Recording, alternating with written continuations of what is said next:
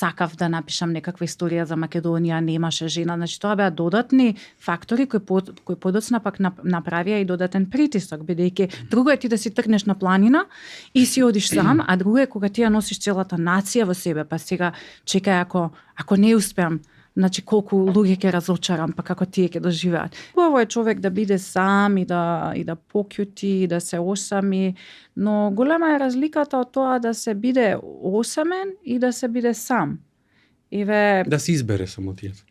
Да, затоа што јас можам да бидам сама во планина и да не се чувствувам осамено, а ми се случуваше во Америка да бидам окружена со луѓе, каде што се чувствував осамена. Секогаш ми се навраќаат зборовите на дедо ми Петар Илиевски, кој еднашка ми рече една голема мудрост, ми рече, чекорите во животот се избројани. Од тебе зависи дали брзо ќе ги истрчаш или покроце ќе ги одиш. И тоа веројатно доаѓа во различни периоди од животот, кога некогаш треба природно ти доаѓа да подзастанеш. И затоа сега во овој момент ја гледам планинава, немам мотивација да одам да се качувам. Се викам ако во рете. Сега ќе седам и ќе ја насликам.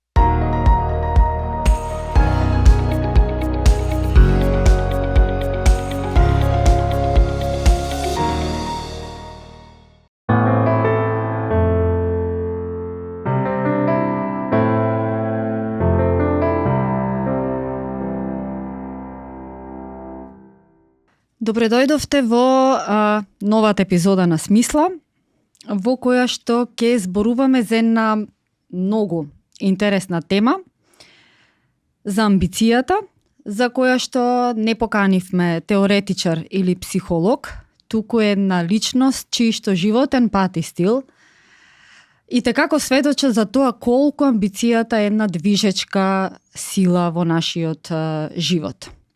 Со мене и со отец Бобан во оваа епизода на подкастот Смисла е Илина Арсова. Илина, добре дојде. Добре ве најдов и ви благодарам на поканата. Така. Значи, Илина, зошто те одбравме тебе и зошто фокусот на оваа епизода во која што ти ни гостуваш го ставаме на амбицијата? Затоа што лично јас те познавам четвртина век.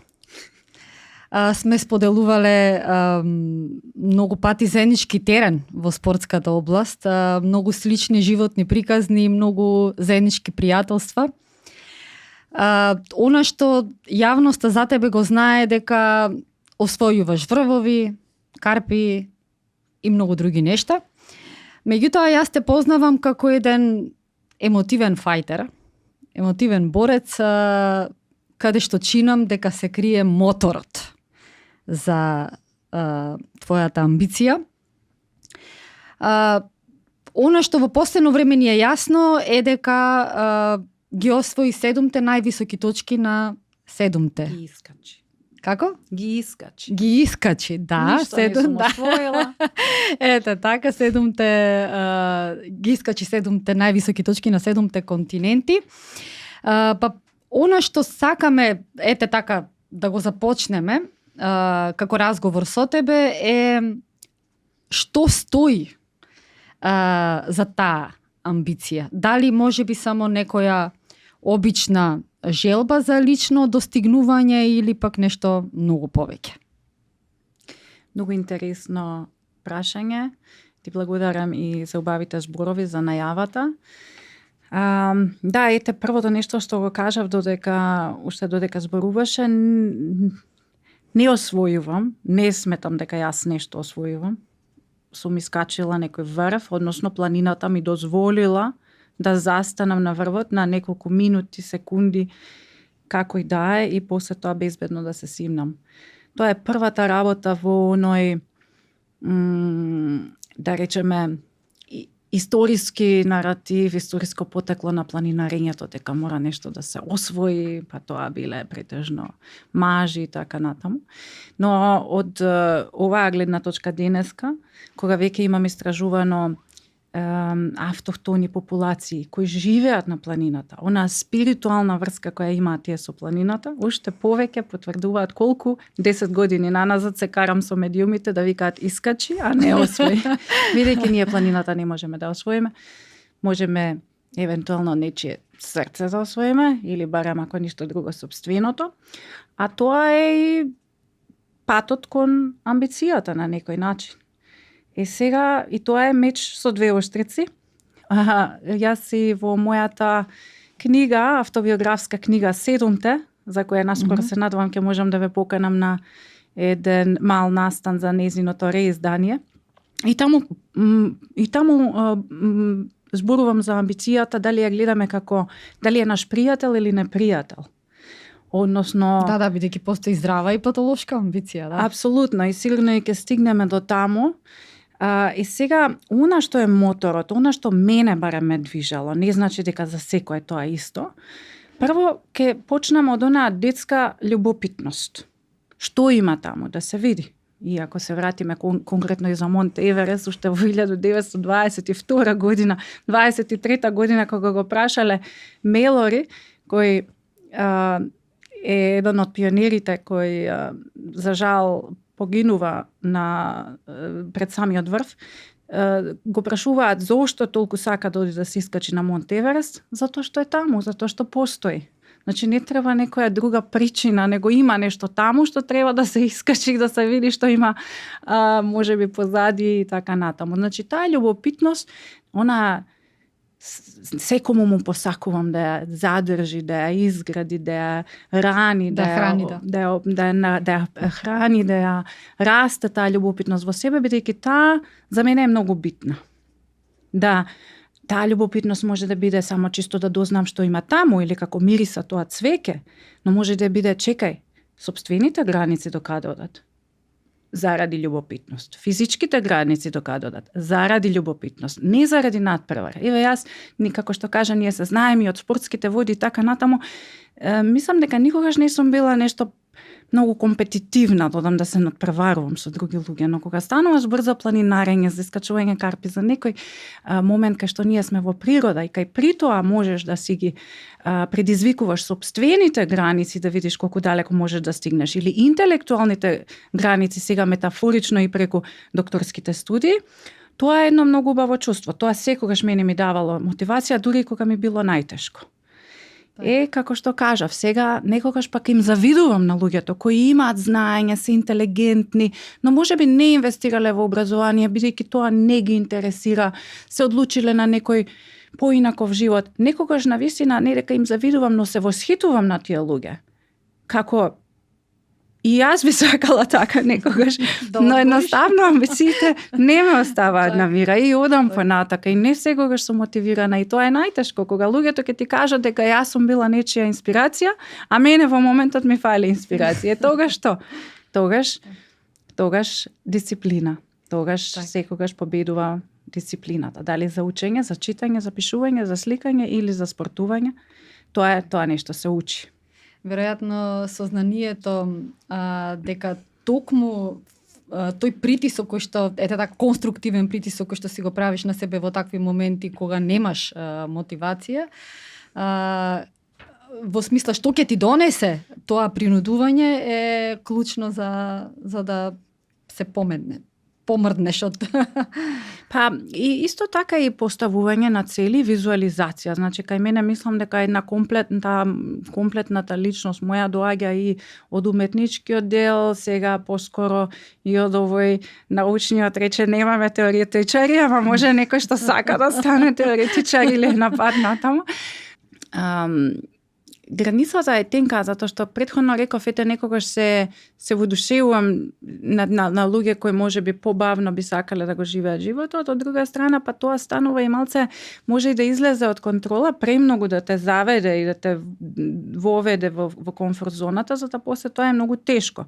Без разлика дали станува збор сега за некој што сака да почне да вежба или да ги откаже цигарите или да најде нова работа или да смени нешто во животот, од кога малце она што го викаат на англиски laid back, кај нас мислам дека станува малце повеќе од некое што за мене е нормално. И тогаш веќе премногу паѓаме во комфорт зоната и тогаш не значи дека не сме амбициозни, тогаш значи дека сме мрзливи. И не судам никому, него знам самата себе си да си се фатам во таква ситуација и да си кажам ајде, окей, некогаш и тоа е во ред. Добро, па и ако ја поставиме нели дијагнозата или она што е очигледно и што го гледаме и сакаме да го опишеме без разлика кои зборови ќе ги употребиме или зборовите на вистината, нели не смее да се сваќа како судење, затоа што се работи или за она или за другата ситуација.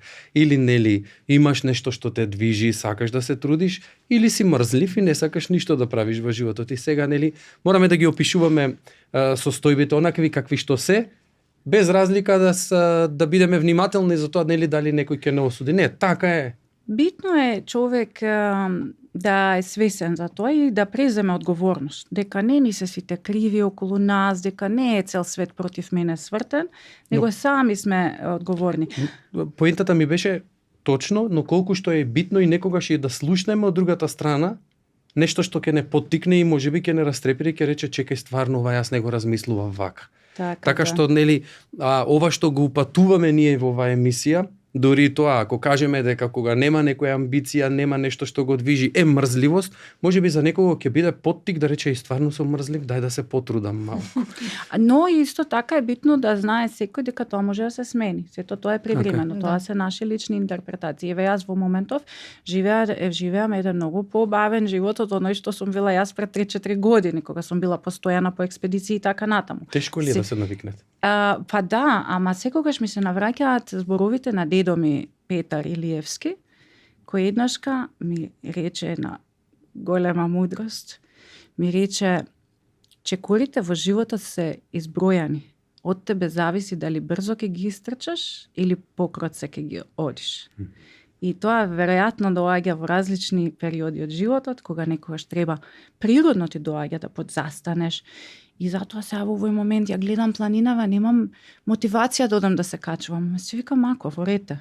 Сега ќе седам и ќе ја насликам. Много добро свршам. Да, одлично.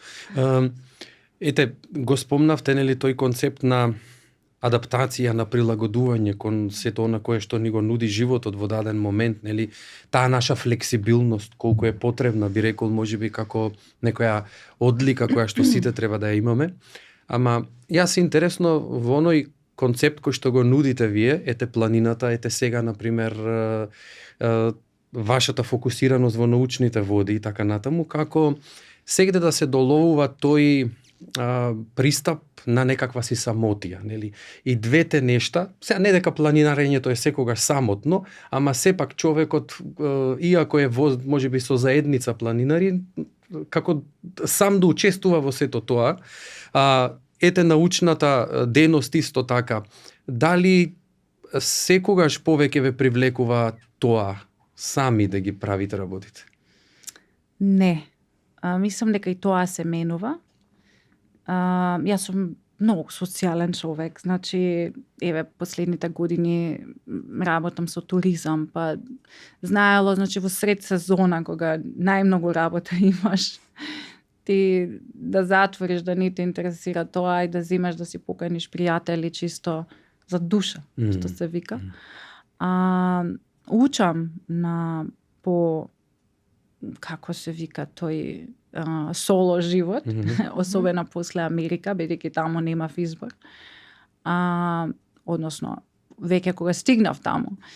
Но од секогаш, да, имало убави моменти, да тоа што кога сме сами, можеме и едноставно не допираат до нас. Сечие влијание, сечие присуство на некој начин може да допре, особено ние што сме емпати, странаме во некого што тоа бидејќи собираме од страна све. И тоа ќе се одрази на нашето дело, на нашиот разговор со следниот соговорник. Можеби јас ќе имам интерпретација од претходниот разговор некаков. Така што убаво е човек да биде сам и да покјути, да се осами, но голема е разликата од тоа да се биде осамен и да се биде сам. Да се избере самотијата. Да, затоа што јас можам да бидам сама во планина и да не се чувствувам осамено, а ми се случуваше во Америка да бидам окружена со луѓе А да каде си што осамена. се чувствував осамено, бидејќи не се чувствував дека таму припаѓам.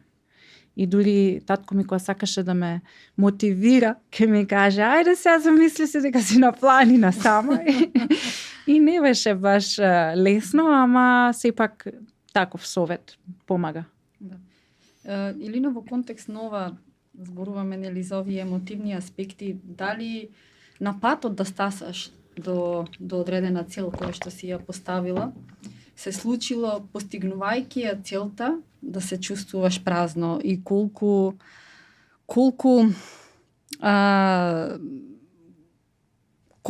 тој момент, колку во тие моменти амбицијата всушност ти побарала преголем емотивен залог. Види, преска кога разговаравме уште кај првото прашање некаде, спомнав визуализацијата и уметноста, бидејќи сакав да споделам една приказна. На 12 годишна возраст имам нацртано еден цртеж кој се вика планинарење, без да имам било каква идеја дека тој цртеж прво го представува цел мој живот. Тука имаме планини, па лавини, па некој паднал, па извидници, па езеро, па кајче. Значи, јас сум си го нацртала тој дел од животот барем. На 12 годишна возраст, тоа е визуализацијата. Кога зборевме за моторот, ќе се надоврзам и на последната тема за емотивниот залог. Друго беше, значи, да, за визуализацијата, колку е таа битна. Амбициите, да, значи... За да станеме фокусирани. Сакав да кажам дека со цртежов исто така немав никаква идеја дека после 25 години ќе ја издадам книгата планинарење. И колку е сето тоа побрзано, дека истовремено ќе ги искачувам 7 врвови. Што ме терало да ги искачувам, па веќе сум стигнал до пола, веќе го качив евере, сега сум на пола, ајде уште пола ќе завршам. Сега тука меѓу моторот исто ме натера да си помислам, тука имаше и други мотиви, например, историски, национални, спортски достигнувања. Ете, сакав да напишам некаква историја за Македонија, немаше жена. Значи, тоа беа додатни фактори кои подоцна пак направија и додатен притисок, бидејќи друго е ти да си тргнеш на планина и си одиш сам, а друго е кога ти ја носиш целата нација во себе, па сега чекај ако не успеам, значи колку луѓе ќе разочарам, па како тие ќе доживеат. Никој не е имун на тоа, колку и да се правиме сите силни или колку и да личиме однадвор мускулести, никој не е имун на тоа. И за емотивниот залог, да, мислам, нормално има моменти кога имаме кризи и така натаму, но сепак мислам дека она што не тера, да, е емоцијата и она што ќе го добиеш после тоа, можеби како награда, не само дека ја сонувам за некакво признание, него чисто да се биде на врвот на една планина, по мене е само по себе еден огромен успех и за мене едно задоволство кое ти дава, веднаш ти ја дава наградата. Значи ти се качуваш на врвот и тука веднаш ти стигнува наградата како еден имагинарен орден на храброст или медал или нешто и ништо друго веќе не ви е потребно. Така да тоа чувство, после тоа визуелното чувство, затоа го спомнав, бидејќи пејзажот мене е тој што ме фасцинира од секогаш. Значи, дали како ликовен уметник, дали како секогаш поборник за заштита на природата, дали бидејќи секогаш сум била исто фасцинирана од тие планински заедници кои ги истражувам, кои живеат низ светот на планината. Мојата емоционална, емотивна, физичка врска кон природата и кон планината, сметам дека повеќе прилега на она во типична за Андите или за Хималаите, каде староседелците или автохтоните популација имаат, отколку на западниот концепт на планинарење, што значи освојување за врв.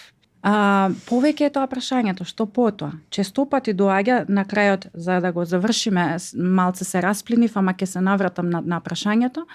Стигнуваш на врвот и не дека се чувствуваш празно, ти си пресреќен и си ја добил веќе таа награда која не е видлива, но веќе сонуваш за следни врвови. Не сонувам за нешто друго, да купам Мерцедес, да се прославам, па да станам богата, па да купам кола, не, значи не такви предизвици, ниту пак може би да, еве, со работа, со докторски и така натаму, пак се тоа големи предизвици. Но веќе врвот станува рамнина од која се гледаат нови врвови. Се додека тоа е во некоја мера контролирано, во согласно со нашиот мир и спокој, да е тоа еден интересен предизвик, ама не да си ставаме премногу врз себе, зашто знаеме да бидеме и престроги кон себе си. Еве дури и мене ми се случува, особено во Америка, каде што бев во многу компетитивна средина, да си велам, да си ги деградирам собствените достигнувања, успеси, да се чувствувам несигурно, да мислам дека требало повеќе, да мислам дека не сум направила доволно и така натаму. Така што треба тоа да биде со мерка.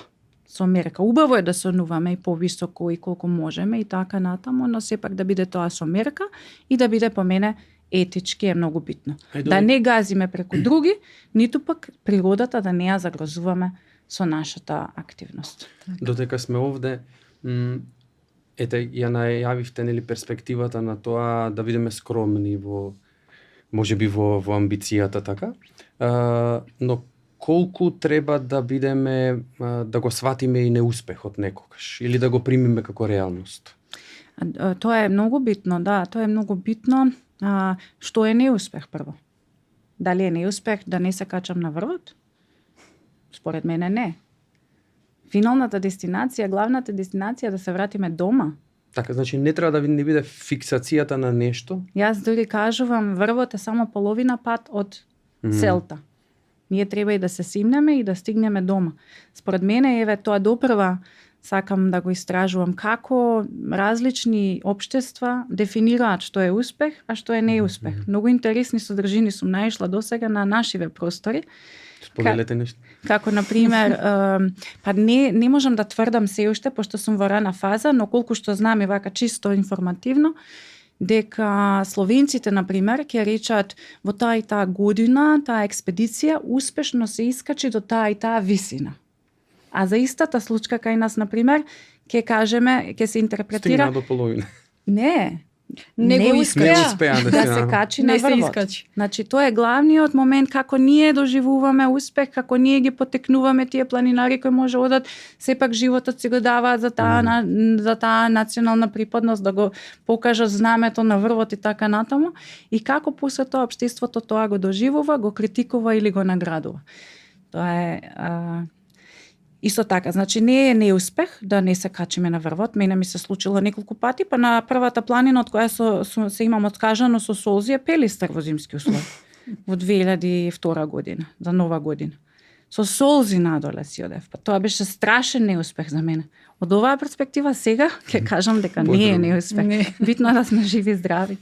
Ајде ги спомнавте аспектите на визуализација, на емотивен залог, на амбиција. Колку е важно да имаме и образец и пример за тоа што го правиме? Има ли на некој образец или пример?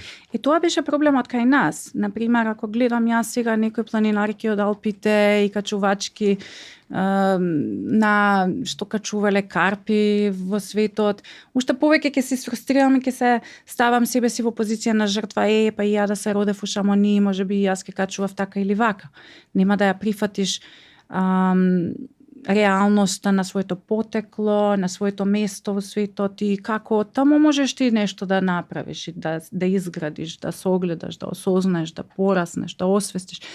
И така што немаше кај нас многу кому да се огледам. Но имав идол, а таа беше ова супер жената, што на филм ја гледавме.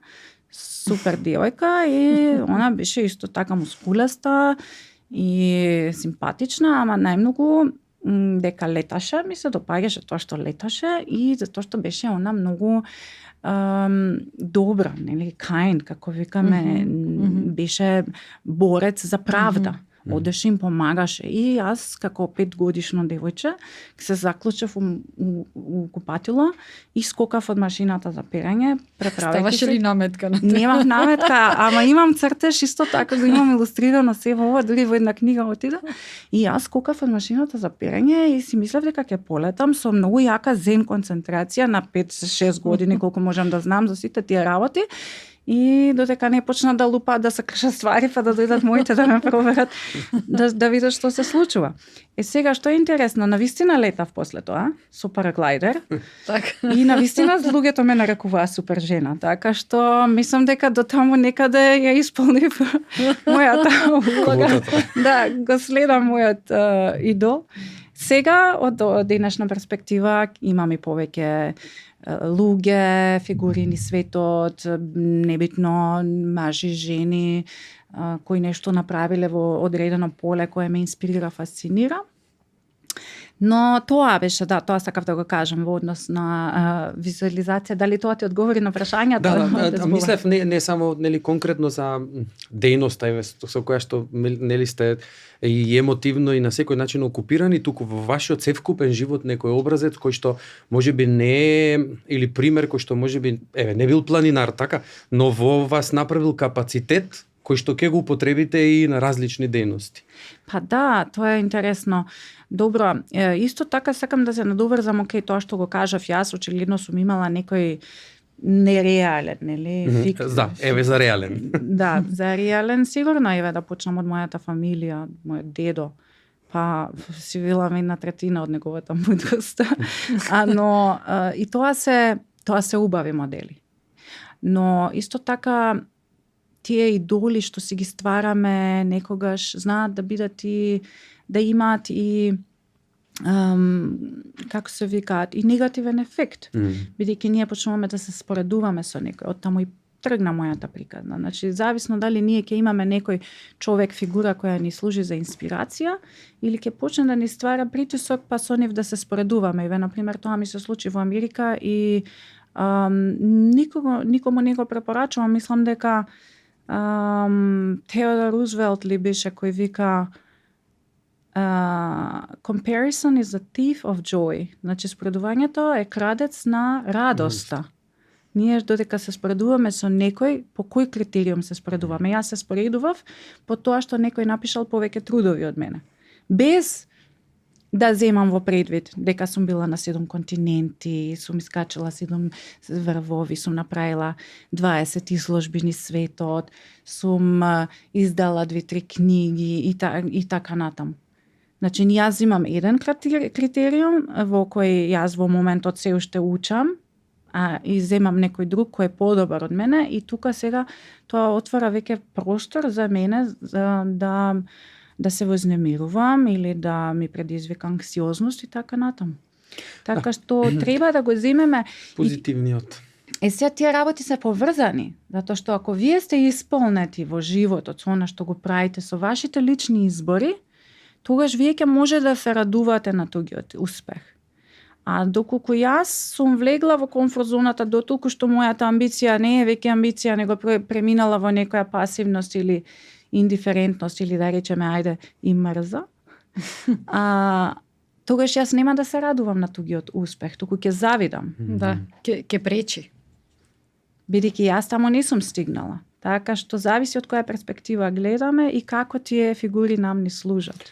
Го спомнавте, нели, академикот Петар Илиевски, и нам добро познат, особено мене, затоа што... И нам ни беше дедо, по дух. Да, но ете, јас имав приликата, последниот, можеби пред неговата смрт, еден од последните диалози кои што јас во дадениот момент, нели, во мојот живот ги имав со него, да биде за тоа, тој да побара од мене како јас тога шеф на кабинетот на архиепископот, да зборувам со дедо Стефан за да се возобнови саботното бдение во црквата Богородица, на кое што тој како дете се сеќавал, нели, пред рушењето и така натаму, кое што се случило сабота кон недела, имено во контекст на неделната литургија се служи во саботата бдение од вечерна и утрена богослужба, заедно со нешто друго може да се искомбинира. И тој бараше, нели, да разговарам јас со архиепископот за да се возобнови, нели, тој концепт на тоа бдение. Го памтам по тоа, по многу други средби и чекав и знаев дека ќе го одговорите, ете можеби во насока на тоа знаеме колку тој беше плоден, нели, автор и така натаму, па можеби дисциплината, таа фокусираност за вас дала, нели, мотив да ја здобиете и во животот таму каде што утре ќе имате можност да ја применувате во планинарството или во сите други аспекти.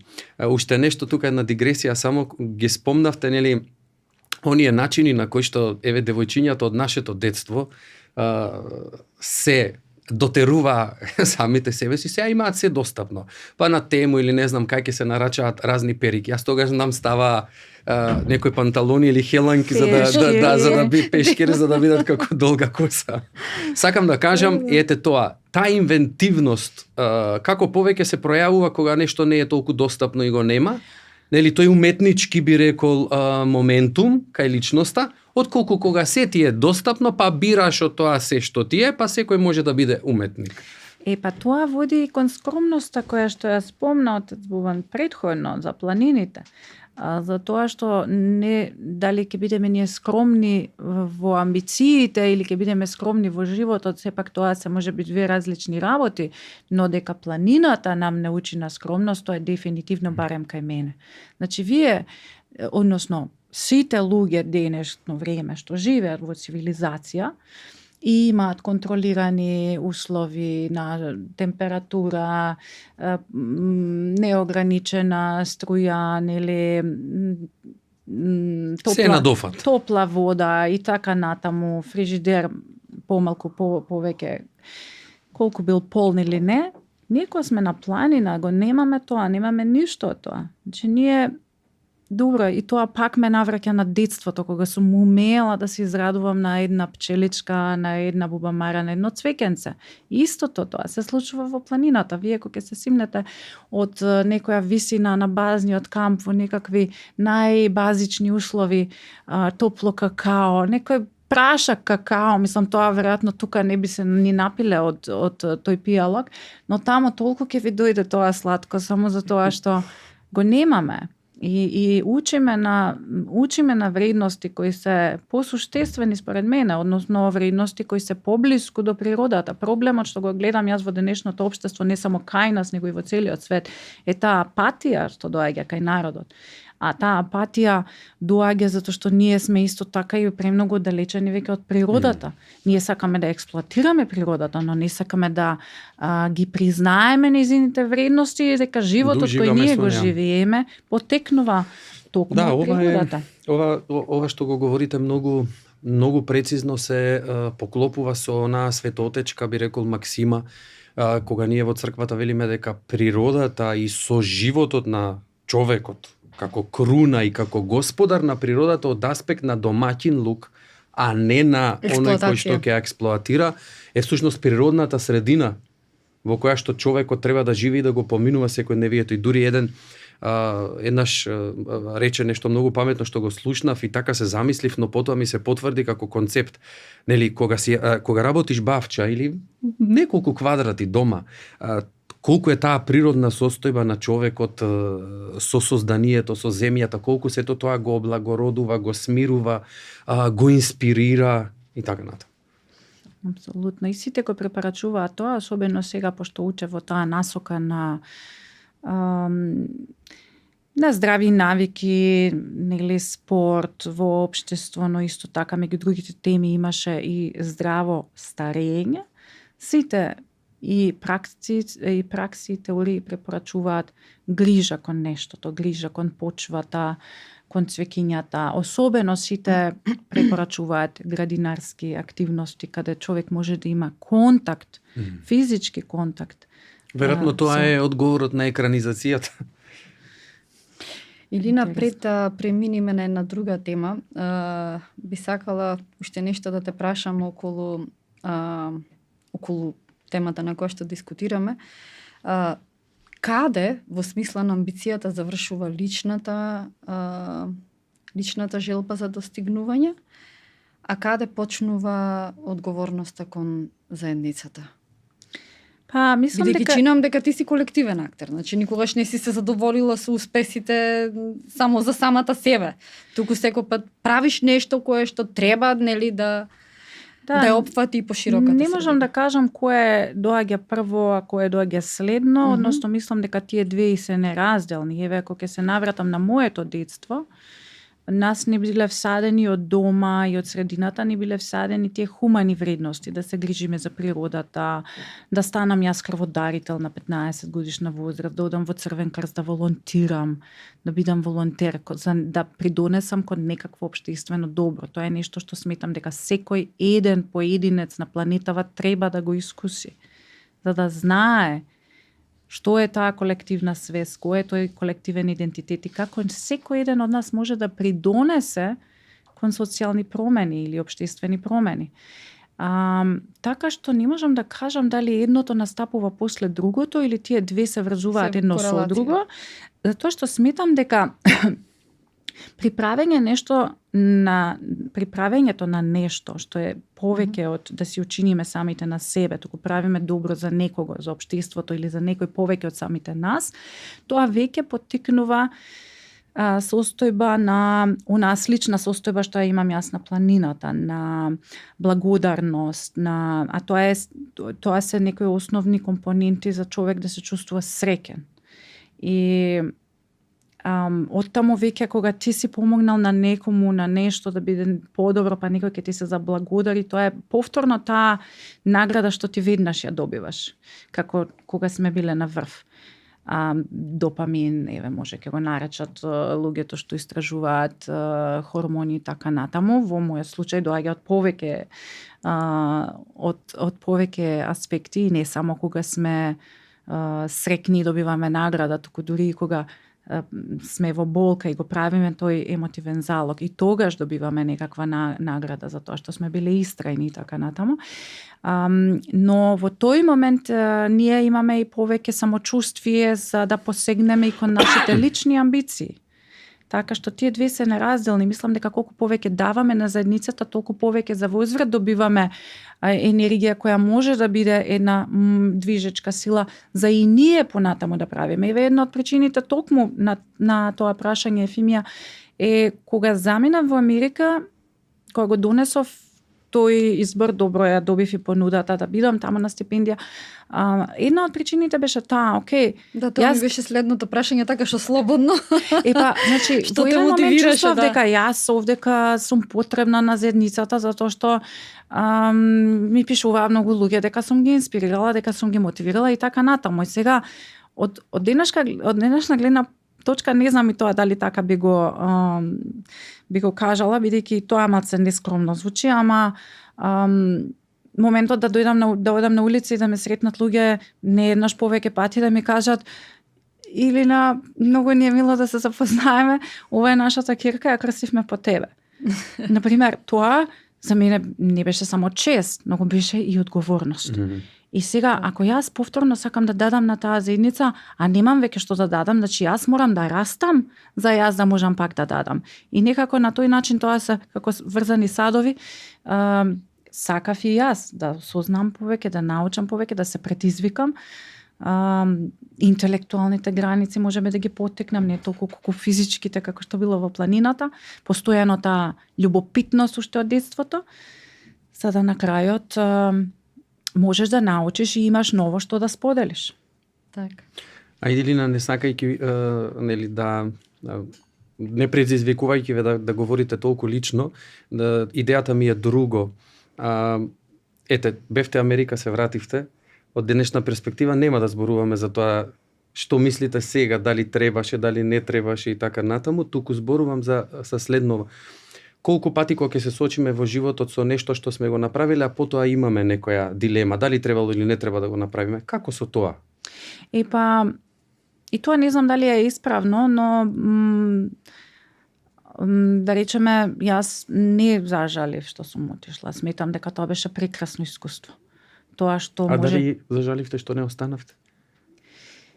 Тоа, ако останев, немаше да знам како ќе биде тоа искуство и веројатно после тоа пак ако ме прашавте ќе кажев не зажалив за одлуката. Добро, секој може да се врати. Да, добро, овдека ми беше познато, таму не ми беше познато. Таму беше едно ново искуство. Навистина имав и среќа од професор до сега некои колеги и така натаму, до она што го научив, до она што самата се предизвикав да го направам. Јас не сум можела себе си да се замислам да седам на компјутер по цел ден и да пишувам и нешто, а тоа го правам со љубов, со страст, па навистина со љубов и со внимание. Еве се случуваше по цело лето да дојдам во Охрид, да пишувам на мојата дисертација. Сите мои пријатели да се на плажа, они само што дошле тука на одмор, јас не можам да излезам. Ама не се жалам, не им викам, морам да одам дома да работам. Малце со вина го кажувам тоа, морам да одам дома да работам, ама всушност јас сакам да одам дома да работам. Да. Не ми е мака што ќе одам јас дома да работам, а нема тука да се бањам на 50 метри раздалечение. Но навистина со љубов беше тоа.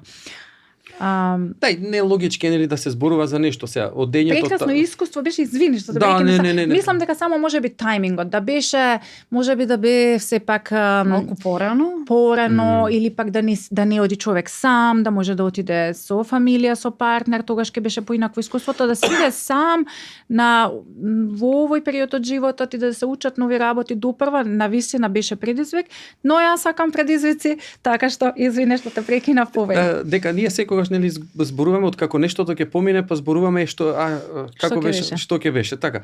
Сепак целта на одењето е се знае ограничено по временски период, нели тоа е некоја стипендија нели за истражување за и така натаму. Да, можеби таму ќе се отвори можност, но самиот концепт е концепт кој што почнува и треба да заврши некогаш. А сега ние отпосле размислуваме за тоа, па чекај, можеше и да продолжи или да останам и така. Малку е нелогички нели да.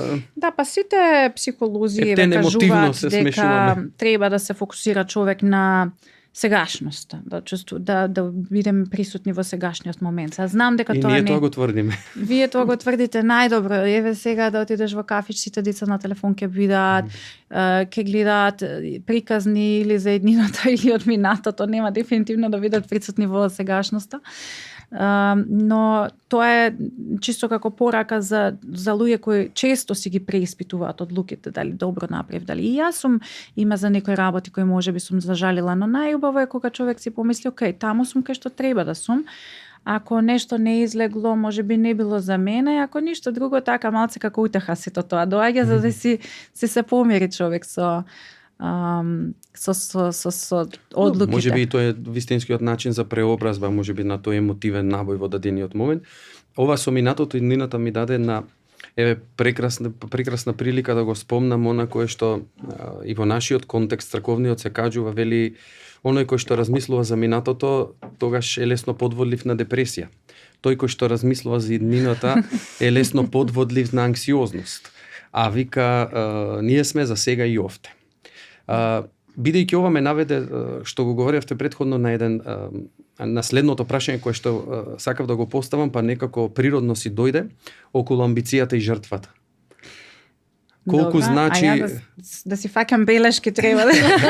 Колку значи кога си амбициозен, дали значи да бидеш немилосрден нели кон себе си, или колку жртвуваш нешто на патот на целта, колку се жртвува себе си и некој друг дел од себе си. Колку откажување, да. Колку откажување, за откажување да, откажување има. Дали си немилосрден кон другите, се додека никому не наштетуваш со таа одлука што си ја донел, не си. Еве, можеби во мојот случај, во одреден момент моите родители биле загрижени за мене. Но сепак со разговор, значи јас секогаш сум ја имала нивната поддршка, тие никогаш не ме предомислиле, ме поддржувале во моите цели. Сега јас знам дека можеби за тоа не сум родител. Не знам како би се snašла со тоа, познавајќи се себе си, алал да им е на нив. Им благодарам.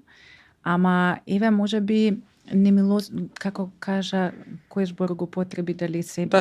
Дали еве жртвувате од обичниот живот, дали сте немилосрдни кон себе си? Да. И сега од што можеби требаше да се откажеш? Ние можеби, значи, без да сакаме со нашите интенции и оно што сме го избрале да го правиме, кон некој друг, можеби без да сакаме, сме во моментот немилосрдни. Сепак тоа е нели дискутабилно до кој степен се разбираме, до кој степен тие знаат, еве на пример, Јас кога сум планина, мене лицето ми се менува и некој што добро ме познава, никогаш не би ми замерил затоа што знае дека тоа е моето место каде јас се чувствувам среќна. Сега за жртвата, да, има откажување, секако дека има, постојано има, тоа е веќе одредување приоритети. Еве, например, сега сакам и да одам да скијам, и да одам да качувам, но седам и пишувам, затоа што знам дека сум на пат и уште малку фали за нешто да завршам што сум почнала да го завршам. Тоа ми е во моментот приоритет. И покрај тоа што не секогаш сум среќна со одлуката, надвор сонце убаво, јас седам пишувам, сите мои пријатели се надвор. Баш ми беше тоа фокусот, затоа што извинете, денеска човекот, особено младиот човек, како да го нема искуството на тоа дека треба некогаш нешто да пожртвува заради повисок приоритет или за повисока цел. Кога ќе се соочи со можноста малку барем да ја го вкуси тој момент дека треба јас да жртвувам нешто, па што ќе ми е тоа, и тогаш останува во онаа своја статичност во која што е. Тоа сакам да им го... Мене тоа многу ми се мислам, тој концепт на жртва, сакам да го разграничиме, пошто едното е жртва, другото е избор. Например, јас кај нас многу е застапен веќе тој менталитет на жртва. И тоа на многу луѓе им смета на патот. Полесно им ја да кажат професорот не ме сакаше и затоа добив слаба оценка, наместо не седнав, не научив или не ми беше добар ден. Значи едноставно ја може сум знаела, ама сум имал блокада и не сум можела да кажам ништо на испитот, на пример. Едноставно секогаш тоа е менталитет на жртва не води дали кон некои депресивни или стагнацијски моменти. Значи треба човек да е свесен дека тоа сепак, барем ние во моментов сега да не споредуваме со останатиот свет, но ние барем имаме можност за избор. Еве, например, тоа што мене многу ми олесна во Америка е дека знаев дека можам да се вратам дома. Тоа многу голем притисок ми одзема од теретот што го носев, затоа што знам дека окей, имам избор, можам да останам тука, можам да се вратам дома, кај што секогаш имам некој што ме сака. И тоа е многу битен момент. Сега изборот да одиш по потешко место по полесно, исто така си има своја убавина. Еве јас, например, и кога ќе одам во Сити Мол или не знам каде, или на аеродром, нема да одам по ескалатор, ќе одам по скали. Сакам да одам по скали и тоа може би на некому се чини како потешката варијанта. Ова е еден обичен пример. Јас сепак би избрала таа. Дали на планината ќе одиш од полесниот пат или од потешкиот пак? Нели? Пак ќе стигнете на исто место. Ама може би мало во патче, па поубави гледки, па нешто интересно ќе излезе на патот, не е кај што одат сите. Така што тоа се секогаш, мислам засега, мислам дека е сепак избор и тоа отпосле може човек да си го толкува дали бил правилен или неправилен. Откажување секогаш. Неправилниот се учи нешто. Секогаш се учи нешто, апсолутно секогаш се учи нешто. Илина, сакам да отвориме на друга тема со тебе. Уметноста. Ги спомена изложбите, го спомена и тој твој уметнички дух, таа визуализација, пейзажите и така натаму. Ајде малку да ни проговориш за тоа. Чинам дека во перцепцијата на јавноста, уметноста е како антитеза на се ова другото за кое што сега зборуваме. Така ли е или не е така? Јас не мислам дека е така. Јас верувам дека ти умееш да ги споиш тие концепти. Затоа што кај мене секогаш ти оделе рака под рака, дали доживувањето од планината, после тоа ќе ги насликам на платната, дали самата планина ќе ја насликам на платната како една визуализација на пейзажот. Сега веќе и пишувањето, значи сето тоа е, сите три се као различни формати, можеби различен медиум на кој истата приказна се истражува и на некој начин се документира. Прво е моето искуство, бидувањето во планината, како јас тоа ќе го доживувам, да, прекрасно, нели, учам нови работи, градам самочувствие, поместувам собствени граници, може би служам за пример за една нација која се инспирирала.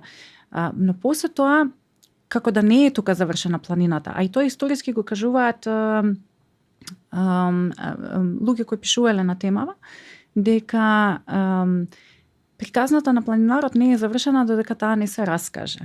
Значи, меѓу другото, планинариве историски најмногу литература произведувале, ако го класифицираме како спорт, меѓу другото како што е класифицирано во некој според нели многу веќе постоечки трудови, повеќе од било кој друг спорт, самите атлети да произведуваат нивни писанија и литература, автобиографија и така натаму. И така што се смета, нели, историски дека таа приказна не е раскажана додека не се пренесе. И јас тоа го правам. Еве, пишувам и сликам, па на некој начин, а пак тоа ќе биде слично, таа ќе биде истата приказна, само прикажана во еден различен формат. Па дали преку сликарството јас ќе успеам тој пейзаж да го доближам поблиску на луѓето кои можеби немаат волја ниту амбиција да одат таму, па ќе им прикажам преку фотографска или сликарска изложба, ќе им прикажам дел од тие убавини, или пак ќе биде тоа преку пишана литература, книга и така натаму. Конкретно сега подготвувам една нова изложба и таа се темели токму на едно од делата на Петар Илиевски, академикот, мојот дедо, на тема хармонија. Со потеклото на зборот хармонија и како тоа денешно време во природата се уште може да го видиме. Тоа е прифаќање на различностите, соживот, денот и ноќта, бело и црно, доброто и лошото. Тие во природата коегзистира. Идеме на изложба. Доаѓаме. Кој ќе биде ќе ви кажам. Да, обавезно. Ги гледам ова минутиве тука, не знам колку време имаме. Не збори. Па ти имаше подпрашање за уметноста, тоа беше навистина во тој смисол. Може да биде како антитеза. Па да, не, во смисла дека ти го одговори тоа прашање, меѓутоа сакав нешто малку поинаку, од една друга перспектива да го опфатиме овој дел. Во уметноста често пати разочарувањето, грешката и така натаму е повод за да се направи едно врвно уметничко дело, а додека пак грешката во планинарењето може да биде фатална. Како ти тоа го доживуваш? Дали кај тебе тоа некој неуспех, сам секако минорен, предизвикувало еден емотивен набој да се изразиш на уметнички начин? Еве сега ако ти кажам дека колку пати сум имала цела слика замислена во глава, никогаш не излегла така на платното. Значи сега јас треба да се потиштувам и да бидам незадоволна и да не знам, да се казнам себе си затоа што мојата слика која сум имала во паметот не е онака како тоа што излегло на платното.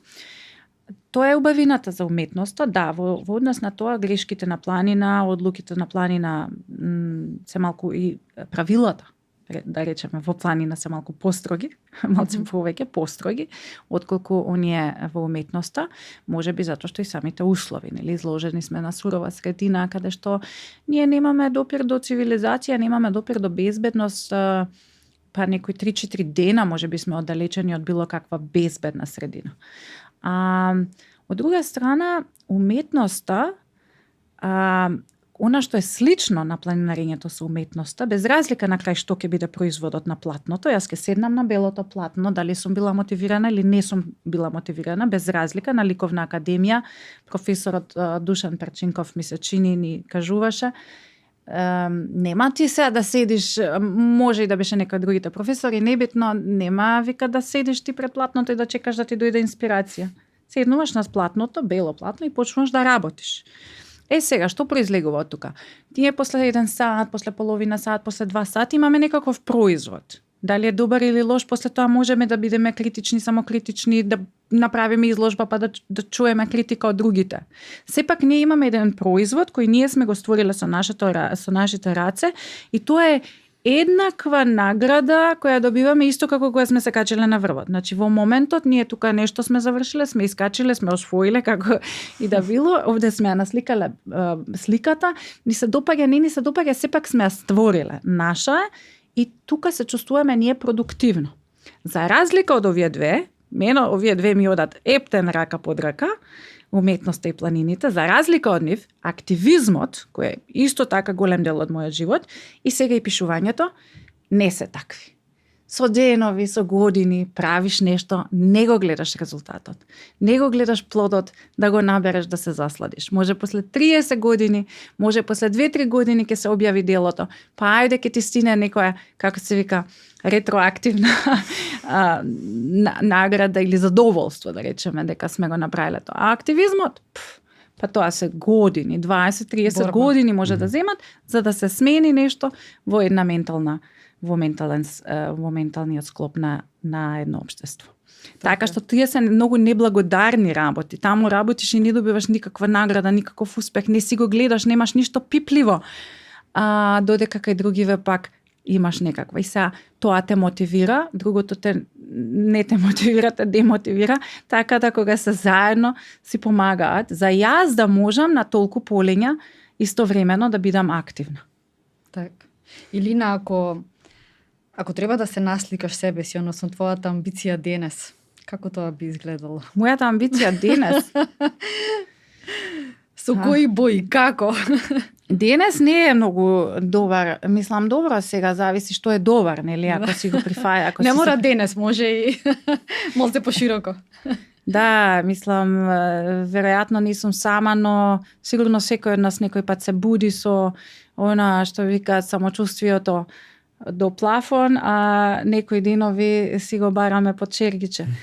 Така што мислам дека кога и да седнам пред платното, да, сакам портрети многу и автопортрети, сум се сликала во различни емотивни состојби и тоа ми беше еден дел од истражувањето преку уметност. Значи јас ги документирам автопортретите на, да речеме, дневна база и знам кога сум била тажна, кога сум имала анксиозност, кога сум имала стравови и така натаму. Дали тоа излевање ги зацелува раните? Како креативна експресија, да. Апсолутно. Апсолутно, значи ние можеме и тагата и болката и да ја и лутината на некој начин да ја канализираме преку уметност, било каква уметност, така што тоа секогаш ми помагало и секому му препорачувам. Не мора човек да оди да учи ликовна академија за да се доживее себе си како уметник, за да прави нешто, за да створи нешто со рацете. А што зборевме претходно, подсети ме. Како би се насликала себе си? И да, па добро. И тоа сакав да кажам, дека седнувам на платно, без разлика, сакам да сликам и портрети, но најчесто што ми се случува, седнувам и сликам планина. И дури сега се предизвикав, имам големи платна, мали платна, имам огромни платна од по 2,5 метри, седнувам и си велам, нема да биде планина. И пак на крајот излегува некоја планина. Таму негде. Дури мислам дека и себе си кога сакам да се насликам, ќе биде на некој начин во форма на планина или тоа може би ќе бидат моите внатрешни планини или она што планината мене ми го дава, може би. Така. Илина, драго ми е за овој разговор. Заклучокот ќе го препуштам на отец Вован, бидејќи го пофалија дека знае да дава совршени заклучоци. Па не, далеко од тоа, нели, дека сепак целта и на емисијата и на воведите и на заклучоците е тоа да на нашите гледачи, на оние за кои што го правиме целиот овој проект на подкастот Смисла, да даде некаков бенефит, да биде од фајде, што би се рекло. Низ главата ми се мотаа неколку заклучоци додека разговаравме. Еден сега ми дојде од последниот исказ на Илина, а тоа е за планините во нас и за нашиот живот како планина. И потоа концептот на совршениот начин кој што и таа самата го постави, а кој што и ние од нашата теолошката перспектива секогаш му го нудиме на човекот, а тоа дека е предизвиците во животот, без разлика дали се тие целите на нашата амбиција или нашите искушенија, се сушност нешто кон кое што пристапуваме со искачување, а не со освојување. Затоа секогаш концептот насочете го кон тоа, дека вие се искачувате, затоа што процесот на искачување од вас ќе бара и ќе ве навикнува во животот постојано да тежнеете кон искачување. Затоа што ако тежнеете кон освојување, на тој начин ќе завршите, можеби ќе се задоволите и потоа ќе ја немате онаа понатамошна амбиција. Од друга страна, заклучуваме дека во животот на човекот има позитивна амбиција, ја има онаа патолошка амбиција, амбицијата која што како негативна особено сака да ги покрие нашите комплекси, недостатоци и фрустрации, или она што Илина го спомна во разговорот, никогаш не преку другите, односно газејки врз другите. Поместувајте ги границите на вашите можности, па дури и тоа да на крај да испадне негативно искуство, и во негативните искуства учиме, но ќе знаеме или можеби ќе разбереме дека еднаш изгубената битка не значи изгубена војна.